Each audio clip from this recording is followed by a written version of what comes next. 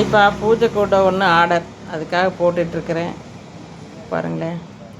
இது வந்து ஒரு 6 ஒயர் வந்து 8.5 அடி, 6 ஒயர் 8.5 அடி போட்டு இது முடிச்சு போட்டுக்கணும். அதுக்கப்புறம் ஒரு 8.25 அடியில் ஒரு 12 ஒயர் போட்டு ஒரு இது குமிழ்.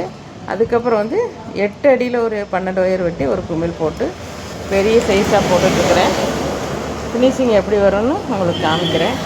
இந்த கலர் தான் வேணும்னு சொன்னாங்க, பேண்டா கலர் ப்ளூ கலரும். இது வந்து குமிழ் வச்சு பூஜை கூட, பிக் சைஸ் பூஜை கூட, தேங்காய் வளம் வைக்கிற மாதிரி போட்டுட்டு உங்களுக்கு காமிக்கிறேன். ஃபினிஷிங் எப்படி வருதுன்னு இப்போ தான் ஆரம்பிச்சிட்ருக்கிறேன்.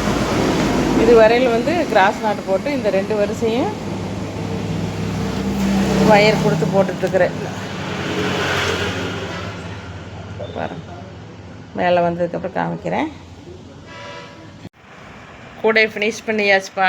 பாருங்களேன், பெரிய கூடையாகவே வந்திருக்கு. நான் நினச்சதை விட நல்லா அகலமாக வந்திருக்கு. குமிழ் வச்சாச்சு. பார்க்குறக்கு கலர் காம்பினேஷன் நல்லா இருக்குது பாருங்களேன். கோவில் கூடை, தேங்காய் பழம், மாலை எல்லாமே வச்சுக்கலாம். நான் சின்னதாக தான் வரும்னு நினச்சேன். இதுக்கு வந்து 2 ரோலுக்கு கொஞ்சம் அதிகமாகவே தேவைப்பட்டுருச்சு.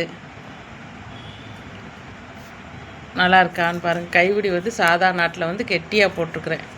நம்ம எப்போவுமே பின்னுவோம்ல இந்த நாட்டிலையே நான் கைப்பிடி போட்டிருக்கிறேன். ஒரு கைப்பிடியும் போடலாம், உருட்டு கைப்பிடி. நான் 2 போட்டிருக்கேன் பாருங்களேன்.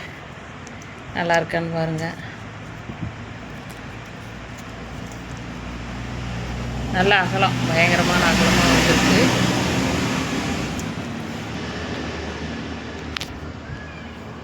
இந்த கூட யாருக்காவது